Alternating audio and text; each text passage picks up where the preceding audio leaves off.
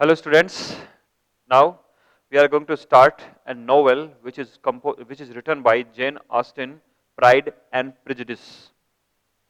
This is a novel about a mother and his five daughters, five unmarried daughters, and she was very much worried about her daughters because all the daughters are very bright and they never talk to a man. They never want to give a chance to any man, and there is a confusion between the girl and the there is the great confusion between the bride and the groom. And at last the end is very happy ending. In India there is a film was made on this story. The name of the film is Bride and Prejudice. There is slightly changed in the title. And in 2006 in Hollywood there was a film was made on this topic. Jane Austen, who belonged to the United Kingdom, and the language of this novel is English, and the novels of manners, satire publishers T. Egerton, Whitehall, and publication date 28 January 1813. Uh, can be said that it is 200 years old book, and it has a great success at that time and now till now. Pride and Prejudice is a novel of manners by Jane Austen.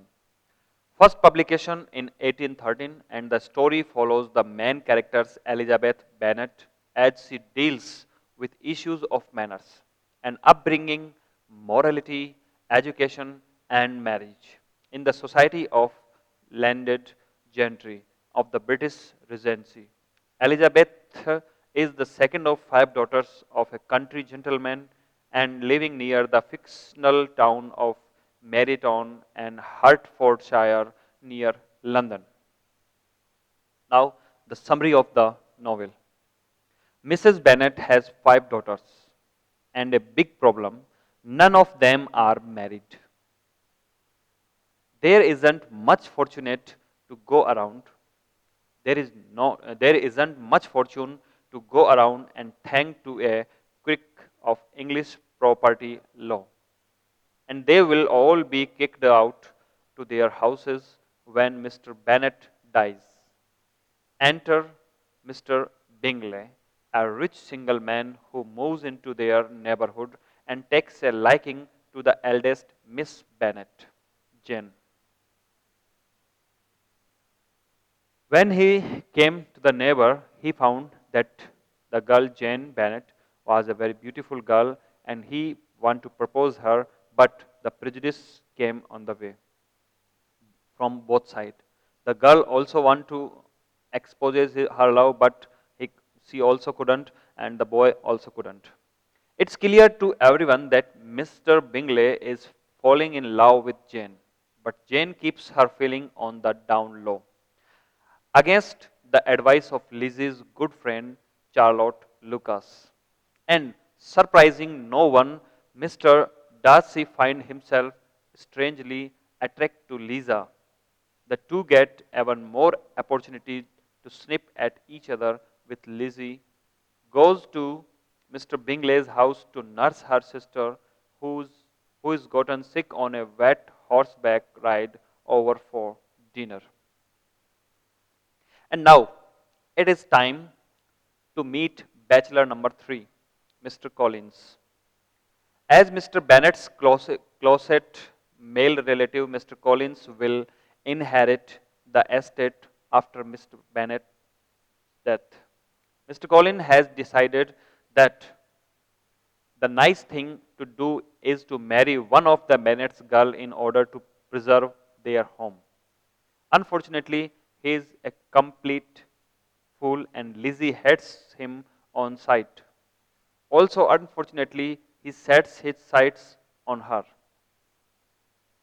As for the two youngest Bennet sisters, the militia has arrived in town and they have ready to throw themselves at any military officers who wander their way like Mr. Wickham, who rapidly befriend Elizabeth and tell her tell her a sob story about Mr. Darcy totally ruined and his life, which Elizabeth is happy to believe. Oh, and Mr. Collins' boss, Lady Catherine Debro, just so happens to be Mr. Darcy's aunt, small word. It is a small word, and all the relations are mingled into each other. And there became the many love couples, and the story became so much mingled that we cannot find out what will be the end of this story. Not too long after this, all the five Bennet girls, including middle sister Mary, who is the two wrapped up in books of notice boys, head to a ball at Netherfield. Ball is a type of dance, and aka Mr. Bingley's mansion. It is kind to of awful. Darcy, all people ask Elizabeth to dance, and Lizzie's entire family is unbearably embarrassing, like her mom loudly announcing that they all expect Bingley to marry Jane. They thought that Jane will marry to her. But it gets worse when Mr. Collins proposes the next morning. Elizabeth refuses obviously, but hold your pity. Charlotte Lucas shows up to help out, by which we mean get Collins to propose to her instead. It works, which is good news for the 27-year-old Charlotte, who is too poor and plain to expect anything better. But bad news for Elizabeth, who cannot believe that her friend would actually marry the guy even when Charlotte explained that she is really out of option here. And there is a triangle which is shown in this story. And then more bad news arrives.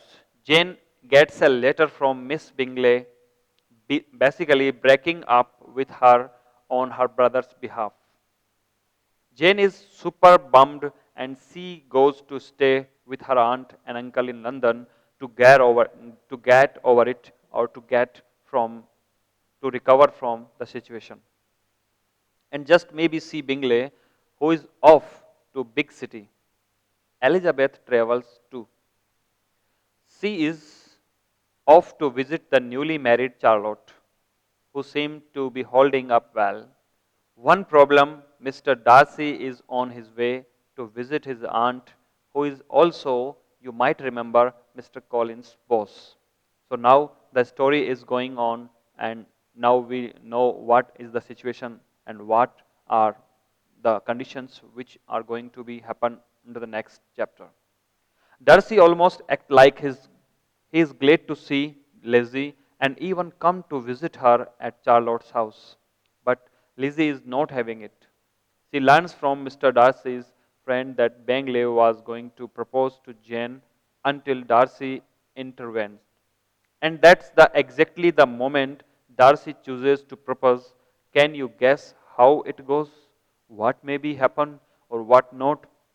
It is the surprising, or can be said the climax of the story. And when all these stories are mingled, now they are concluded and they got a conclusion, and now the story is going to be the clear, and all the secrets are just open on in some time.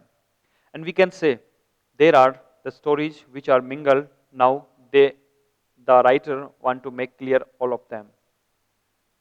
Not well, during the proposal, mixed in with Darcy's I love you are some I am so superior to you comments, which not surprisingly don't go over so well. Elizabeth has some choice thing to say to him. And the next day, he hands her a letter. Sorry. He hands, the next day, he hands her a letter with the full story about Wickham. He is a liar, a gambler, and he tried to elope with Darcy's unraised sister. And Jane, Darcy was convinced Jane was just a gold digger cue emotional transformation. When Lizzie gets him, she finds that Lydia, the youngest of the Bennet girls, has been invited to follow the officers to their next station in Brington. Elizabeth thinks this is a very bad idea, but Mr. Bennet overrules her and big mistake, so we will find out soon. Once more, a big mistake, a big problem is found in the way. When Lizzie meets him, she finds that Lydia, the youngest of the Bennet girl, has been invited to follow the officers to their next station in Brington. She was invited by the soldiers. And next station in Brington, Elizabeth thinks that this is a very bad idea because it is not a good idea to go to there. But Mr. Bennet overruled her and he ordered that they should go. Big mistake, as we will find out soon. But first, it is time for Elizabeth to accompany her aunt and uncle on a trip of Derbyshire, which incidentally is where Mr. Darcy lives. But he is out of town. You. They visit his estate, Pemberley, as tourists. You can do that kind of things in England, and Lizzie is impressed. Darcy's housekeeper also has nothing but compliments for her master. Weird, right? It gets weirder when they run into Darcy, who has come early and he is actually polite and friendly. They found him very polite and friendly. Before we can start practicing their wedding toast, disaster strikes. Elizabeth learns that Lydia has run off with Wigham. This scandal could ruin the family, so Elizabeth's uncle and father try to track the renegade couple down. Elizabeth's uncle saves the day and brings the two young un back as a properly married and unapologetic couple. When Lydia lets slip that Darcy was at her wedding, Elizabeth realizes that there is more to the story and writes to her aunt for more information. The more information should be given to her. And now, the full story. Darcy saved the Bennet's family honor. He tracked down the couple and paid off Wakeham's massive debt in exchange for Wakeham marrying Lydia. Why would he possibly do that? Well, we have some ideas. We don't get to find out right away. First, Bringley came back and finally proposes to Jane, and then Lady Catherine visits Longbourn to strong arm Elizabeth into rejecting any proposal from Darcy, which obviously doesn't work. When Lizzie and Darcy finally get some alone time on a walk, we get the moment we have all been waiting for. They clear up all their past misunderstandings, agree to get married, and then make out of the rain.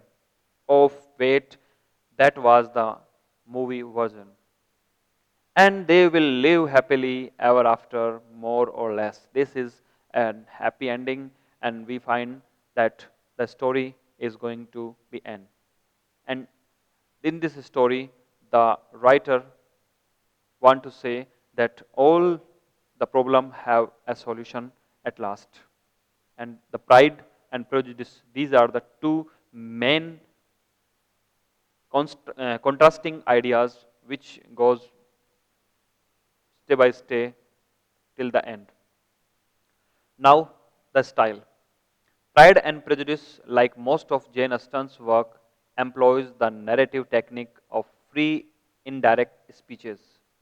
This has been defined as the free representation of a character's speech, by which one means not words actually spoken by the character, but the words that typify the character's thoughts or the way the characters would think of.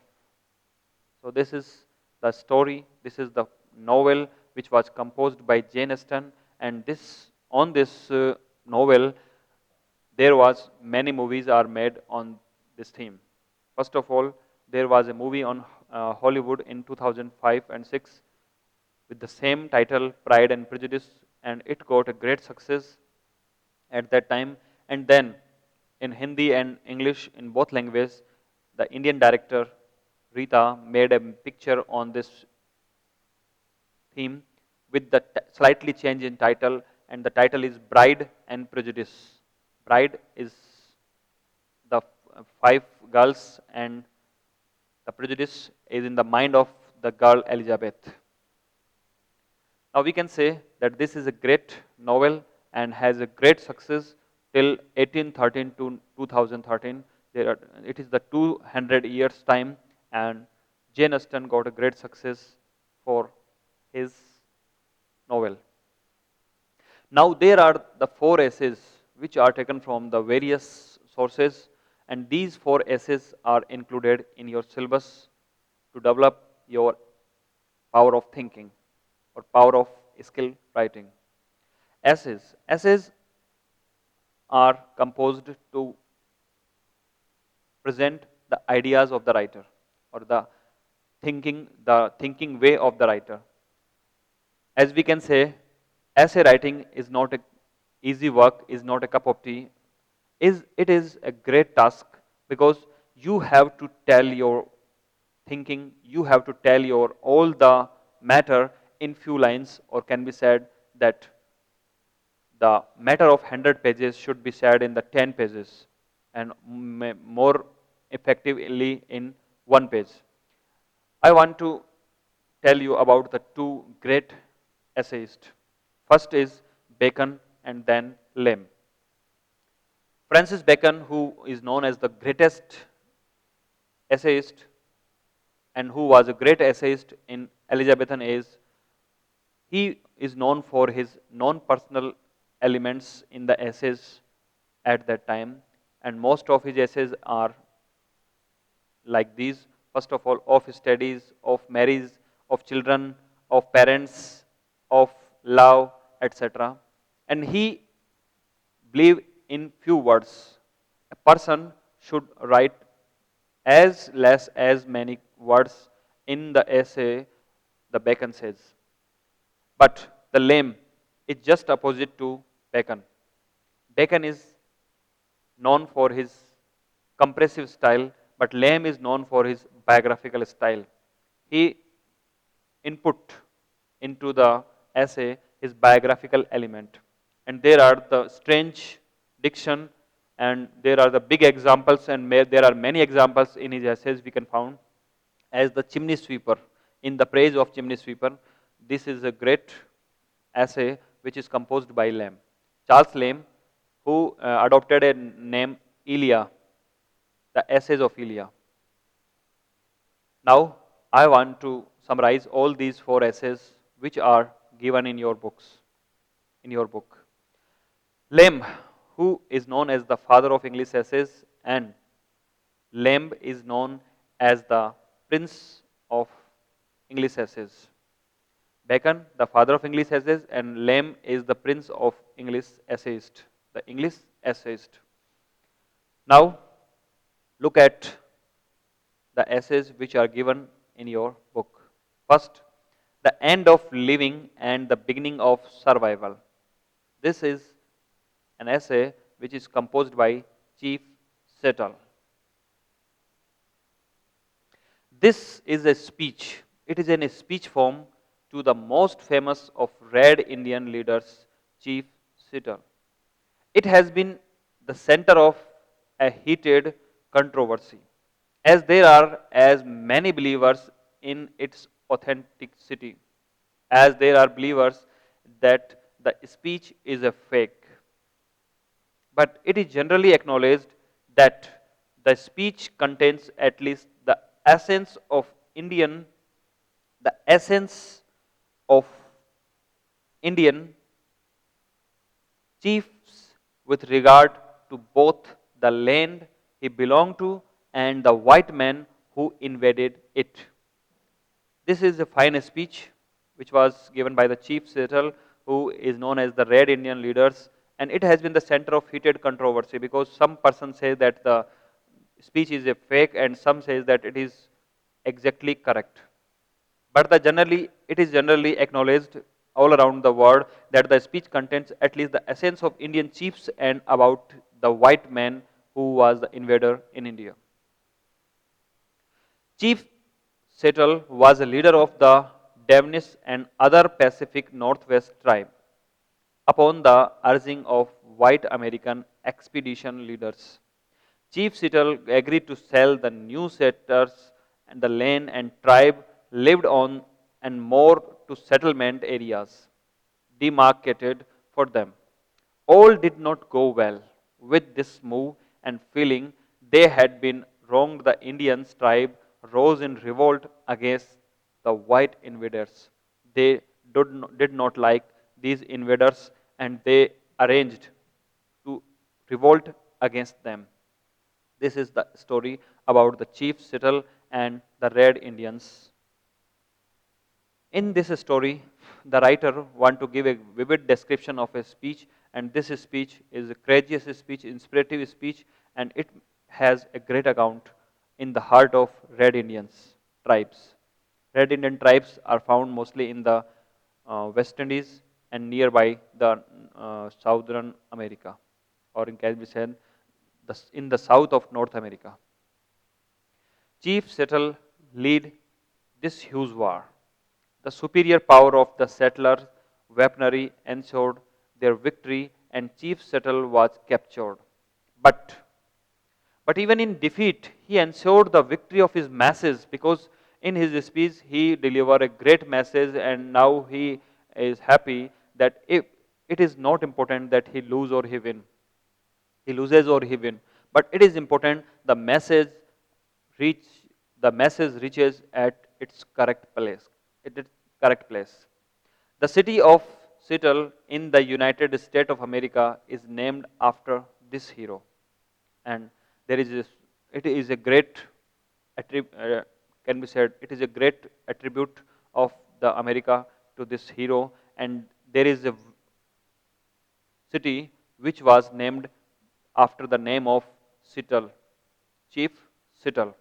And the city of Seattle in the United States of America is named after this hero. As we know, America is discovered by Columbus in 16th century. But it is named after the Amerigo. Amerigo is the another discoverer of America, the second discoverer of America. But why doesn't the Columbus name is adopted by the Americans? Because Americans have read that Columbus is not in the search of America. He went in the search of India and accidentally he found America. And then Amerigo is the person who is in the search of America and then he entered into America and the America is adopted the name after the Amerigo. And the chief Settle is a great personality and after this there is a city Settle in the United States of America and he is known as the great hero at there. Now this is the second essay in your book. The end of the means. The end and the means. Swami Vivekananda. Swami Vivekananda, he is known as a Hindu monk and a Hindu patriotic monk. He was born in 12 January 1863. He was named Narendranath Dutt. As he grew into youth, he wished to find answer to the question that arose in his mind about the world. Around him, he quest him to meet Swami Vivekananda. His quest lead him to meet Ramakrishna, a Vedantic saint in Dakshineshwar in 1881. He was a great scholar. He was the student of law and he completed his LLB and then he started practice. But he was much inspired by the personality of Ramakrishna and goes time to meet him to get the answer of his quest. And at last, in 1881, he permanently goes to him and then settled there. He became a sant. He became a saint and the disciple of Ramakrishna in 1887. And then the guru, when his guru was dead, his teacher was dead, he went, he go, he went on a travel all around India and want to find out the answer of his quest. And then he traveled all around India. And at last, in 1893, he went to America, and on 11 September 1893, he gave an historical, a very notable speech in the history of all the world. And the speech is known as, "Hello, brothers and sisters, I want to welcome you with the name, in the name of all the ancient civilization, etc., etc." And in this, the welcome speech, he gave many messages to the Western society. Swami Vivekananda, who was known as an educationist, as a poet, as a writer, and as a letter writer also. He is a great personality, and when he returned to India, all Indians welcomed him with warm welcome. And he died in 1904, 1901 on 4th July, and he is a great personality in India.